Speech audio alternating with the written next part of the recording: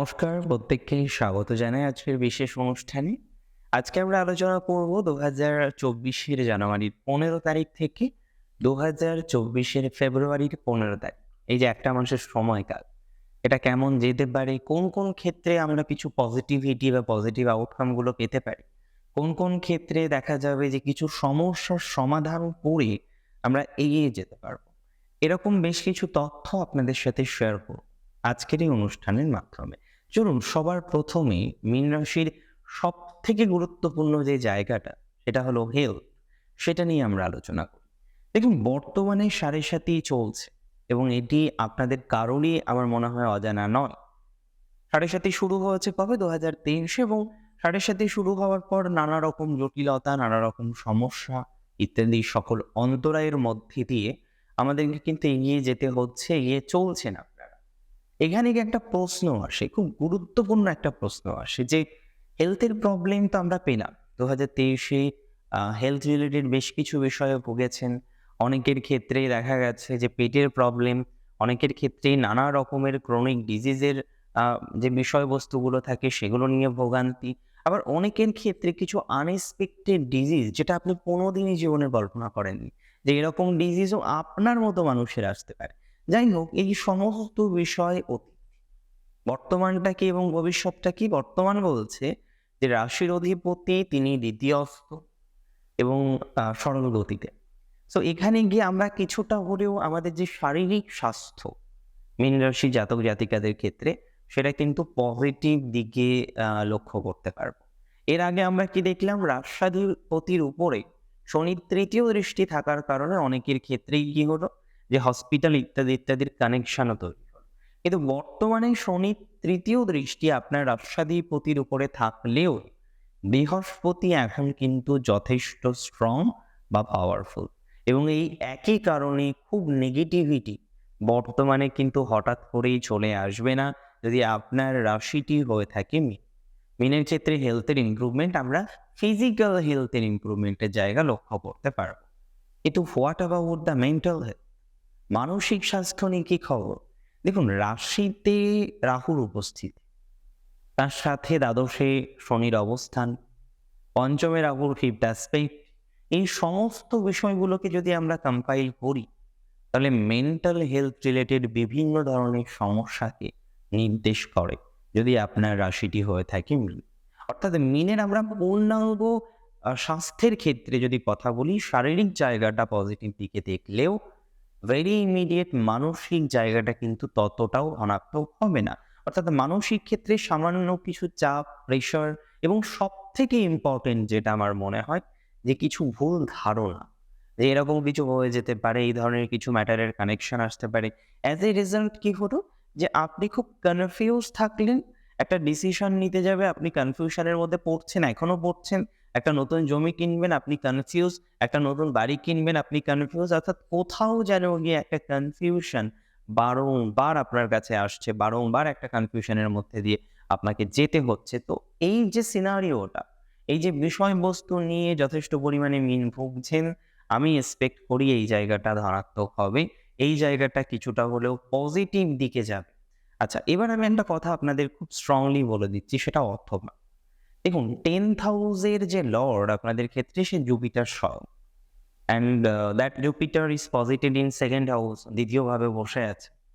এবং দ্বিতীয় পতি, যে কিনা ধনপতি, সে কিন্তু হাউস এক্সচেঞ্জ করছে। মানে বৃহস্পতির ঘরে মঙ্গল আর মঙ্গলের ঘরে বৃহস্পতি, এই সমন্বয়টা বেশ কিছু রাশির জন্য ভালো, কিন্তু মীনের জন্য ডেফিনেটলি ভালো। অন্তত অর্থনৈতিক বেনিফিটেড হওয়া, অর্থনৈতিক ক্ষেত্রে ডেভেলপমেন্ট এক্সপেক্ট করা, অর্থনৈতিক ক্ষেত্রে ডেভেলপমেন্ট আসা, এই জায়গাগুলো কিন্তু আমরা মীন রাশি জাতক জাতিকাদের ক্ষেত্রে লক্ষ্য করতে পারব। এবং একই সাথে আমি বলে দিই, কর্মসংস্থানের জায়গাটা অনেকটা স্ট্রং হবে। অনেকেই কর্মজীবনে আছেন, বিভিন্ন রকম কর্মজীবন। আমি সেলফ প্রফেশন, মার্কেটিং, এই বিষয়গুলো না আজকে একটু ডিটেইলস এ আলোচনা করব। দেখুন, সেলফ প্রফেশন এবং মার্কেটিং এর মধ্যে বেশ তফাৎ থাকে। অনেক ক্ষেত্রে দেখা যায় marketing as a service man হিসেবে বা সার্ভিস ওম্যান হিসেবে করতে হয়। আবার অনেকের ক্ষেত্রেই মার্কেটিংটাও সেলফ প্রফেশনের অন্তর্ভুক্ত।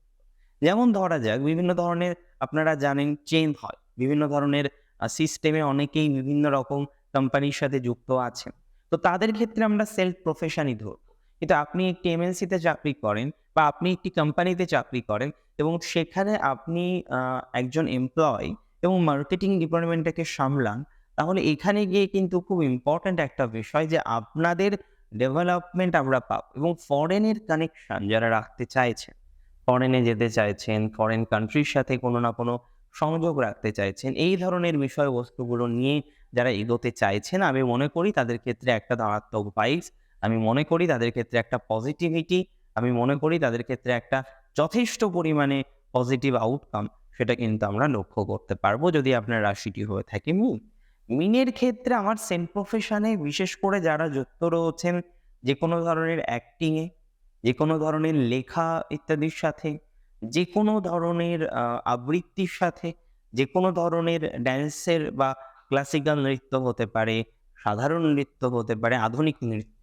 তো এই বিষয়গুলোর সাথে যারা যুক্ত বা ক্লাসিক্যাল সিঙ্গিং হতে পারে, আধুনিক সঙ্গীত হতে পারে ইত্যাদির সাথে যারা যুক্ত রয়েছেন, তাদের ক্ষেত্রে কিন্তু আমি বলে রাখছি পজিটিভিটি বাড়বে। যারা ফরেন কান্ট্রির সাথে কানেকশন তৈরি করতে চাইছেন, আই বিলিভ, আমি নিশ্চিতভাবে এটা বিশ্বাস করি, আশা রাখি যে এখানে পজিটিভিটি বা পজিটিভ আউটকাম সংক্রান্ত যে বিষয়বস্তুগুলো রয়েছে সেগুলো কিন্তু বৃদ্ধিপ্রাপ্ত হবে এবং ডেভেলপমেন্ট হওয়ার সম্ভাবনা প্রভূত পরিমাণে থাকছে। হোয়াট অ্যাবাউট নেক্সট, এর পরের কম্বিনেশনটা কোথায় যেতে পারে? দেখুন, একটা কথা খুব ভালোভাবে বুঝুন। বর্তমান যে কন্ডিশনের মধ্যে দিয়ে মিন যাচ্ছেন, বিশেষ করে বিজনেসের জায়গাটা, সেটা পূর্ণাঙ্গ পজিটিভ নয়। তবে হ্যাঁ, এটুখানি বলা যেতে পারে যেহেতু দশম ঘরই অবস্থান করবে সপ্তম পতি, ব্যবসার জায়গাটা নেগেটিভ অন্তত না। ব্যবসার ক্ষেত্রে বেশ কিছু ধনাত্মকতা বৃদ্ধি, বেশ কিছু পজিটিভ আউটকাম আসার মতো অবকাশ, এই জায়গাগুলো কিন্তু আমরা লক্ষ্য করতে পারবো। এবং সবথেকে ইম্পর্টেন্ট, অনেকে বিজনেস করেন, অনেকে বিজনেসের সাথে যুক্ত আছেন। কিন্তু প্রবলেমটা আপনার হচ্ছে আপনার প্রচুর টাকা না আটকে যাচ্ছে। আজকে আপনি বাকিতে কাজ করছেন, আজকে আপনি কোনো একটা সোর্সের কাছে কিছু অর্থ পান। অর্থাৎ কোথাও যেন গিয়ে টাকা আটকে যাওয়ার যে সিনারিওটা, হ্যাঁ, এটা কিন্তু আপনাকে বারবার ফেস করতে হচ্ছে। তো এই ধরনের ঘটনা বা এই ধরনের ইনসিডেন্টের সাথে যারা যেকোনোভাবে অ্যাটাচ রয়েছেন ধরে নিচ্ছি, তাদের ক্ষেত্রে পজিটিভিটি কিন্তু বৃদ্ধিপ্রাপ্ত হবে। তাদের ক্ষেত্রে ধনাত্মকতা বৃদ্ধিপ্রাপ্ত হওয়ার মতো অবকাশ অন্ততপক্ষে আমি লক্ষ্য করতে পারছি এবং নিশ্চিতভাবেই সেটা বৃদ্ধিপ্রাপ্ত হবে। এবং সবথেকে ইম্পর্টেন্ট একটা বার্তা আপনাদের আমি এখানে দিতে চাই, যারা নতুন বিজনেস করতে চাইছেন। এবার বিজনেস, দেখুন বিভিন্ন রকম বিজনেস হয়। কেউ লেদারের বিজনেস করেন, কেউ কাষ্ঠ জাতীয় দ্রব্যাদির ব্যবসা করেন, কেউ মোবাইলসের ব্যবসা করেন, কেউ আবার এক্সপোর্ট ইম্পোর্টের ব্যবসার কথা ভাবছেন, কেউ বা স্পিরিচুয়াল বা ডিভোশনাল কোনো প্রোডাক্টসের কথা ভাবছেন। অর্থাৎ প্রত্যেকের ব্যবসা কিন্তু সেম নয়। ইভেন সেম জিনিসের মধ্যেও ব্যবসার ধরনটা আলাদা। Mode of business is very different for everyone. এখন প্রশ্ন হলো, কেউ হোলসেলে মেডিসিন বিক্রি করেন, কেউ বিক্রি করেন খুচরা। তো দুটোর মধ্যে পার্থক্য ডেফিনেটলি থাকবে। তবে ওভারঅল আমি কয়েকটা বিজনেসের কথা আপনাদের সাথে শেয়ার করছি এবং আমার মনে হয় যে বিজনেসগুলো আপনাদের জন্য পজিটিভ হতে চলেছে, পজিটিভ দিকে যেতে চলেছে। প্রথম বিজনেস হচ্ছে যারা লেদারের কাজকর্ম করছেন, তামসিক বিষয়ের সাথে যুক্ত আছেন, তাদের ক্ষেত্রে কিন্তু ধনাত্মকতা থাকবে। একই সাথে বলা যেতে পারে যারা জীবজন্তু, লাইভ কোনো প্রোডাক্ট, সেটা বিভিন্ন রকম মুরগি হতে পারে, বিভিন্ন ধরনের অন্যান্য যে খাদ্য চাহিদা যে সমস্ত প্রাণী থেকে আসে, সেই ধরনের প্রাণীর সাথে যুক্ত থাকতে পারে। এই ধরনের ক্ষেত্রে কিছুটা পজিটিভিটি থাকবে। কিন্তু ডেফিনিটলি আমি বলতে পারি পজিটিভিটি, পজিটিভ আউটকাম বাড়বে যারা মেডিসিনের বিজনেসে আছে, যাদের কোনো শোরুম আছে, বিশেষ করে কার বা গাড়ির কোনো বিষয়ের সাথে যারা যুক্ত রয়েছেন, তাদের ক্ষেত্রে কিন্তু একটা ধনাত্মকতা বা ধনাত্মক ভাইব লক্ষ্য করা যায়। তবে যারা যে কোনো ধরনের গাড়ি চালান, এক্সপোর্ট ইম্পোর্ট জাতীয় বিজনেস করেন, যারা ইলেকট্রনিক গ্যাজেটের বিজনেস করেন, তাদের ক্ষেত্রে কিন্তু ধনাত্মক ভাইব বৃদ্ধিপ্রাপ্ত হওয়ার মতো অবকাশ স্ট্রংলি রয়েছে এবং সেটা কিন্তু বাস্তবায়িত হবে। এখন প্রশ্ন হলো চাকরিজীবীদের নিয়ে। যারা চাকরি করেন, মীন রাশি জাতক জাতিকাদের কি হবে, তাদের কি হতে পারে এই মাসটিতে? দেখুন, ষষ্ঠপতি একাদশে যাচ্ছে, আর আমার মনে হয় যে এর থেকে ভালো কম্বিনেশন বোধ হয় আর অ্যাস্ট্রোলজিতে হতে পারে না। যে ষষ্ঠ ভাব, যে ভাব থেকে, দেখুন প্রাইম ভাব ডেফিনেটলি 10th হাউস। কর্মজীবন যে কোনো কারোর জন্মছকেই যদি আমি অ্যানালাইসিস করি, আমার ফার্স্টে কিন্তু চোখ যাবে দশম ভাবে, এটা নিয়ে কোনো সন্দেহ নেই। সেকেন্ড চোখ যাওয়া উচিত দশম ভাবে কোন গ্রহ বসে আছে। থার্ড চোখ যাওয়া উচিত দশম ঘরের অধিপতির উপরে। ফোর্থ চোখ যাওয়া উচিত সেই দশম ঘরে যে প্ল্যানেটটা বসে আছে তার উপর কোন প্ল্যানেটের অ্যাসপেক্ট আছে। ফিফথ চোখ যাওয়া উচিত দশম ঘরের অধিপতির উপরে কোন প্ল্যানেটের অ্যাসপেক্ট আছে। এগুলো হয়ে যাওয়ার পর আমি যদি কেপি সিস্টেমেও একটু জাজমেন্ট করতে চাই, তাহলে 10th কাসপাল সাবলটকে, তার পজিশন, তার স্টার লট, তার সাবলট ইত্যাদি বিষয়ের কোলাবোরেশন করার পর একটা প্রেডিকশন আসে।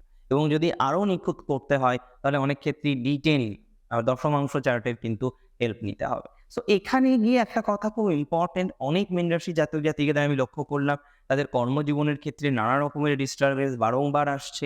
আপনি এক ধরনের প্রভাব বিস্তার করার চেষ্টা করছেন, আপনি এতটা পরিশ্রম করছেন, তার থেকে অন্যরা যেন তরতর করে এগিয়ে যাচ্ছে, পারে না, তেমন বোঝে না, আপনার মতো হয়তো ততটা পারদর্শী নয়। এটা নয় আপনি মহান কিছু, এটা আমি বলছি না যে আপনি প্রচুর পরিমাণে জানেন, না আমি এটা বলছি না। বাট হ্যাঁ, আমি এটা ডেফিনিটলি বলবো যে আপনার তুলনায় যারা একটু কম জানে, একই সাথে হয়তো সার্ভিস জয়েন করেছিলেন, তাদের হয়তো এক্সট্রা কিছু দক্ষতা আছে যেটা আপনার নেই, আর যেটার কারণে তারা এগিয়ে যাচ্ছে। প্র্যাকটিক্যালি কি বলতে চেয়েছি আপনারা যথেষ্ট বুঝতে পেরেছেন বলে আমার মনে হয়। তো এই ধরনের বিষয়বস্তুর জায়গাগুলো কিন্তু মিনের ক্ষেত্রে থাকবে।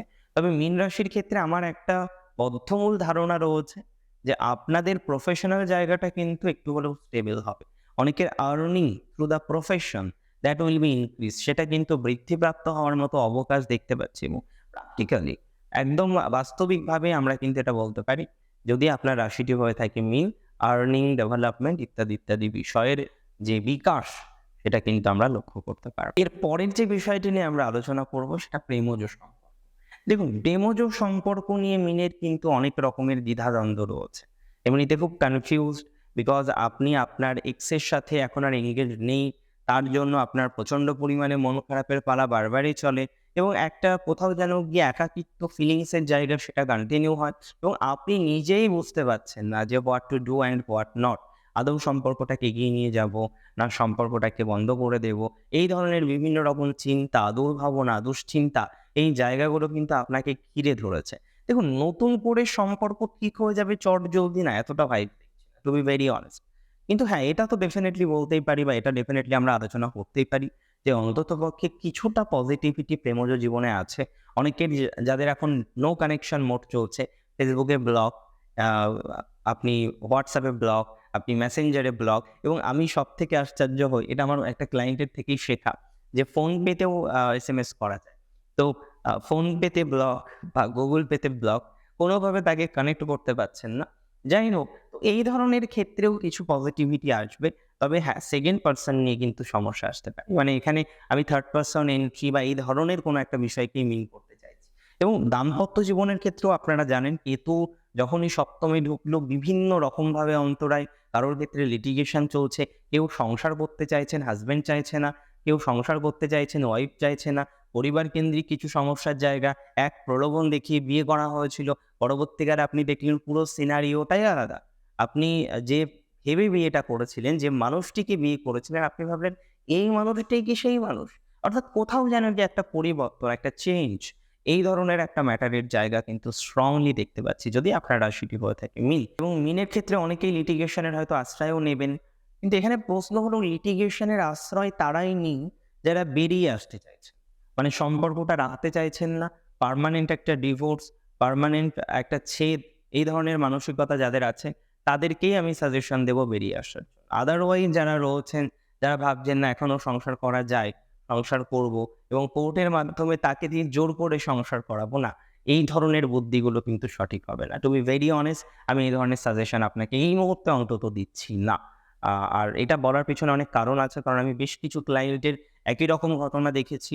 তাদের বিয়ে হয়ে যাওয়ার পর হাসব্যান্ড হয়তো বিদেশে থাকতেন বা হাসব্যান্ড হয়তো এসেছেন, কিন্তু যেটা সমস্যা, হাসব্যান্ড সংসার করতে চাইছে না।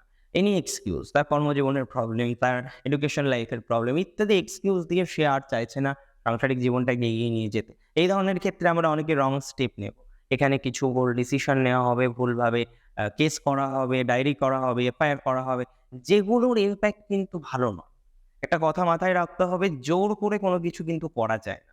যদি আপনার ডেস্টিনিতে থাকে যে গণেশ যদি প্রকৃত অর্থেই লিখে দেন যে আপনি সংসার করবেন, তাহলে আপনি সংসারই করবেন। আগের থেকে একটু বেটার কিনা সেটা শুধু আমাকে কমেন্ট করে জানাবেন। আরেকটা কথা আপনাদের আমি বলে রাখি, সেটা হচ্ছে এডুকেশন নিয়ে এমনিতে 4000 যে ভাইবসটা বর্তমানে দেখতে পাচ্ছি মীন রাশির ক্ষেত্রে সেটা একটু বেটার। প্রফেশনাল স্টাডি যারা করছেন তাদের ধনাত্মকতা বৃদ্ধিপ্রাপ্ত হতে চলেছে। তবে কিছুদিন আগেই পরিবর্তন একটা চেঞ্জ হয়েছে স্কুলে বা আ আ আপনার যে এডুকেশনাল ইনস্টিটিউশন সেটা হয়তো চেঞ্জ হয়েছে, যেটার কারণে আপনি একটু মানসিকভাবে দুর্বল হয়েছেন, একটু মেন্টাল ওয়ারিজ আপনার ইত্যাদি ক্ষেত্রে এসেছে। বাট ওভারঅল আই বিলিভ যে আপনার এই জায়গাটাকে রিকভার করে আমরা একটা পজিটিভ দিকে যেতে পারবো বা একটা পজিটিভ আউটকাম আসার মতো অবকাশ সেটা কিন্তু নিশ্চিতভাবেই লক্ষ্য করা যাবে যদি আপনার রাশিটি নিশ্চিতভাবে হয়ে থাকে মীন। আর মীনের ক্ষেত্রে যারা হায়ার এডুকেশন করতে চাইছেন, দূরে যেতে চাইছেন, দেখুন হায়ার এডুকেশন আ বর্তমানে কিন্তু অ্যাক্সেসিবল সব জায়গা থেকে। সো এটা নয় যে দূরেই যেতে হবে। বাট অলদাও যারা বিদেশে যেতে চাইছেন তাদের জায়গাটা ঠিক আছে। কিন্তু যারা ভাবছেন না আমি কলকাতা থেকে নয় আমি কমপ্লিট করব ব্যাঙ্গালোর থেকে, বা আমি ঢাকা থেকে নয় আমি সিলেটে যাবো, বা সিলেট থেকে নয় ঢাকাতে যাবো। তো এই যে বিষয়গুলো যারা ভাবছেন না, আমি বলব এটা হয়তো সঠিক ডিসিশন নয়। সেখানে হায়ার এডুকেশন এর ক্ষেত্রে আমাদের খুব ওয়াকিবহাল হতে হবে। অ্যান্ড আই বিলিভ যে এই বিষয়টাকেও নিয়ন্ত্রণ করে আমরা এগিয়ে যেতে পারবো। সেই ধরনের অবকাশও অন্ততপক্ষে মীন রাশি জাতক জাতিকাদের রয়েছে। আর মীনের ক্ষেত্রে আমি একটা কথা বলে রাখি, যারা সমস্যায় রয়েছেন যে বিয়ে ঠিক হয়েছে তারপরেও বিয়ে হচ্ছে না এবং বুঝতে পারছেন না কি করব। আমি বলব একটু সময় দিন, এই জায়গাটা পজিটিভ দিকে যাবে। যেই 7th এর লর্ড আপনার 11th এ যাবে এই জায়গাটা কিন্তু কিছুটা রিকভার হবে। গভর্নমেন্ট জব প্রাপ্তির ক্ষেত্রে ধনাত্মকতা বাড়তে চলেছে। 6 হাউস এর লর্ড রবি স্বয়ং সে একাদশে অবস্থান করবে 15 তারিখ থেকে মকর সংক্রান্তির শুরু থেকেই। সো এই জায়গাটা কিন্তু ধনাত্মক হবে মীন রাশি জাতক জাতিকাদের জন্য। আর ওভারঅল আমি একটা কথা বলি, যারা শেয়ার মার্কেটে আছেন মোটামুটি কন্ডিশন খুব নেগেটিভ বলছি না।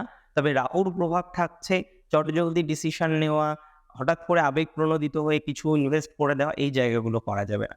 আপনার যথেষ্ট জ্ঞান রয়েছে, সেই জ্ঞানটাকে কাজে লাগিয়ে করুন। আমার মনে হয় সেটা ডেফিনিটলি বেটার হতে চলেছে বা বেটার হবে। আজকের অনুষ্ঠান এই পর্যন্তই ছিল। কেমন লাগলো আজকের অনুষ্ঠান আমাকে জানান কমেন্টের মাধ্যমে।